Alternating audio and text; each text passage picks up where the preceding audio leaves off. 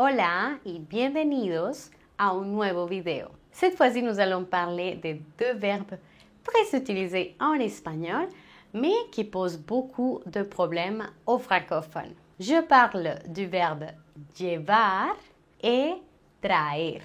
Llevar y traer. Est-ce que toi aussi tu as du mal à comprendre ces deux verbes? Aujourd'hui, mon objectif est qu'à la fin de cette vidéo, tu te dises, voilà, enfin, j'ai compris. Alors regarde cette vidéo jusqu'à la fin. Un petit rappel avant de continuer, n'oublie pas de t'abonner à ma chaîne si ce n'est pas déjà fait, de mettre un like sur cette vidéo si elle te plaît. Et je te rappelle aussi que désormais, il est possible de télécharger un PDF avec le contenu que je partage dans chaque vidéo. Le PDF est un support physique que tu vas pouvoir télécharger et imprimer si tu le souhaites pour réviser le contenu de cette vidéo plus tard. On va commencer tout de suite à parler de ces deux verbes. On va commencer par comprendre pourquoi est-ce que ça pose des problèmes, pourquoi est-ce que c'est si difficile d'identifier quand est-ce que je dois utiliser llevar et quand est-ce que je dois utiliser traer. Si on cherche dans le dictionnaire le verbe llevar, on va tomber sur différents résultats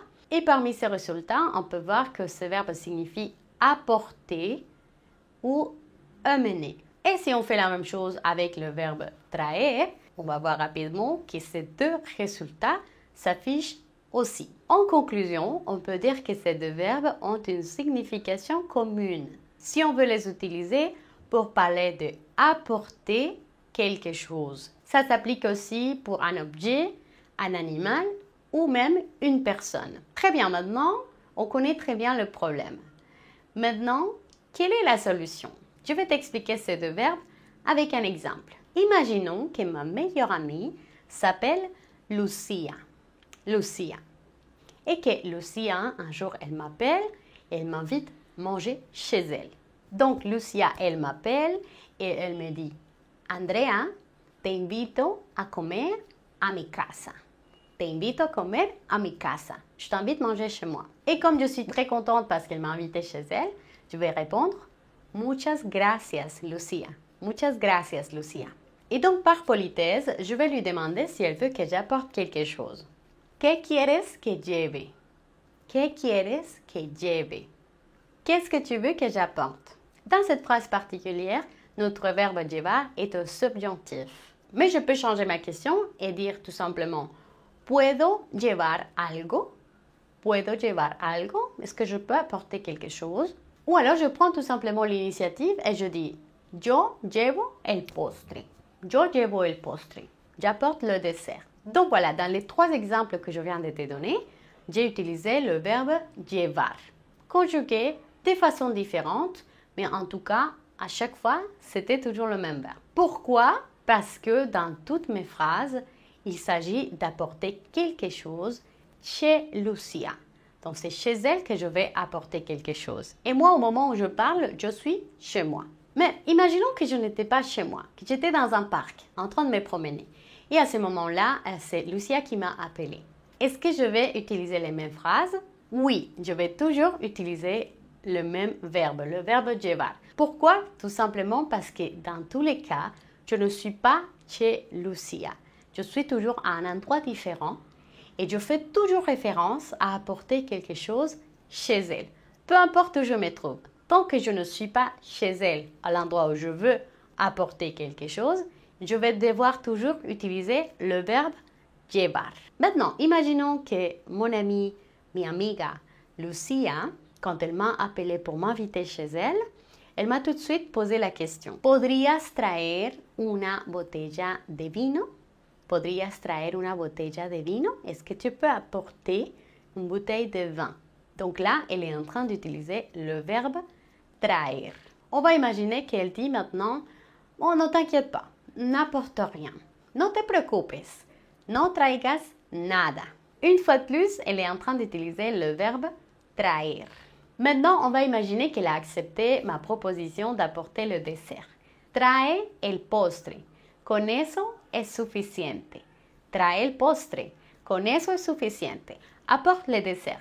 Ça suffira. Donc c'est tout. N'apporte plus rien. Juste le dessert. Alors, tu l'as bien remarqué, elle a à chaque fois utilisé le verbe traer. Mais pourquoi, Andrea, traer et pas llevar? Si les deux veulent dire la même chose. Pas vraiment. Ici, nous devons prendre en compte depuis l'endroit où elle parle et à quoi elle fait référence. Donc là, elle se trouve chez elle et elle fait référence à l'action d'apporter quelque chose chez elle. Mais elle est déjà sur place. Maintenant, imaginons que je suis déjà chez Lucia.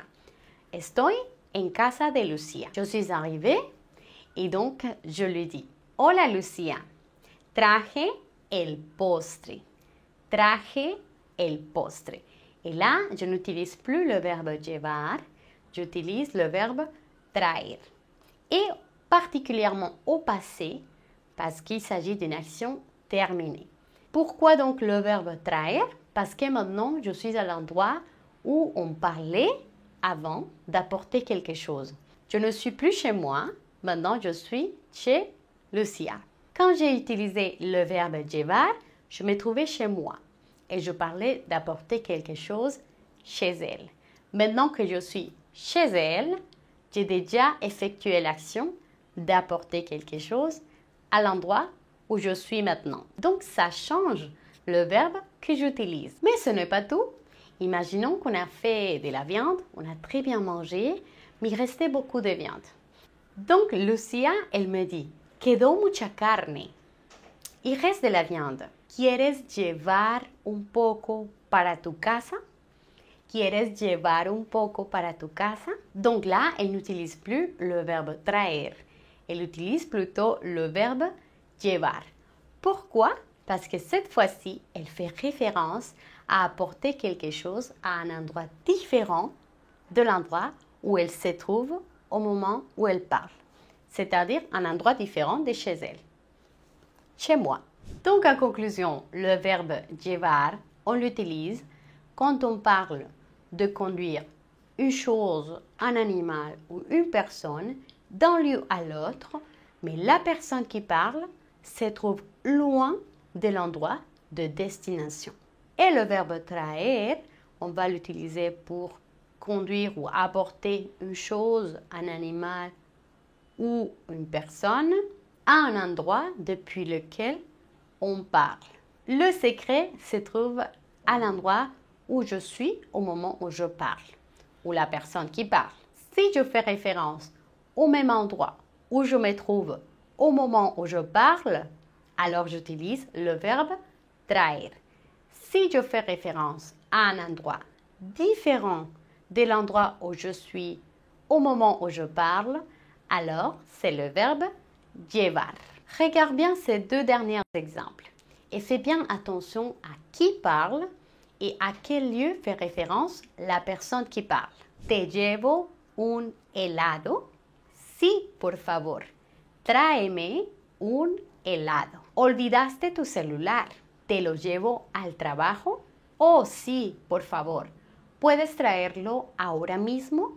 Et pour petit rappel, n'oublie pas qu'on peut aussi utiliser ces deux verbes pour parler d'un animal ou d'une personne. Voici quelques exemples. Voy a llevar a mi perro al parque. Voy a llevar a mi perro al parque. Esta noche llevaré a mi novia a un restaurante elegante. Esta noche llevaré a mi novia a un restaurante elegante. Cuando vengas a visitarme, trae a tu gato para que juegue con el mío. Cuando vengas a visitarme, trae a tu gato para que juegue con el mío. Donc voilà, jusqu'ici cette vidéo. N'hésite pas à partager ton avis dans les commentaires et à mettre un like sur cette vidéo si elle t'a plu. Nos vemos en el próximo video. Adiós.